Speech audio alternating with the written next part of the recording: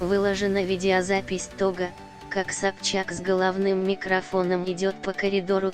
Отмечается, что журналист пришла в студию НТВ, чтобы прокомментировать сообщение о драке ее супруга Максима Виторгана с режиссером Константином Богомоловым, однако Собчак не понравился сюжет телеканала о потасовке.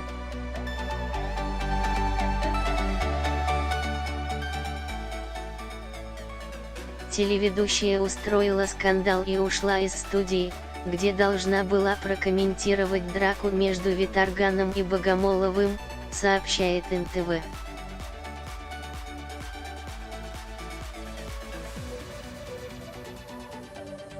На сайте телеканала размещен видеоролик, на котором телеведущая с микрофоном идет по коридору в Останкино.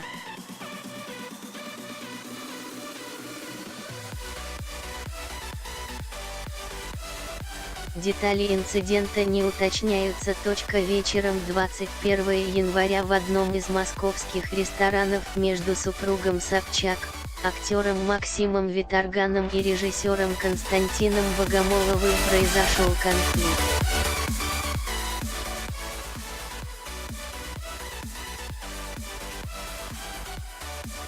Телеведущая приехала в заведение вместе с Богомоловым.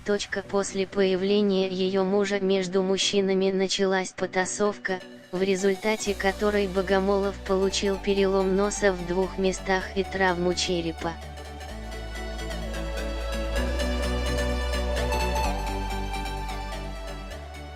По данным источников в силовых структурах, заявлений в полицию участники конфликта не подавали.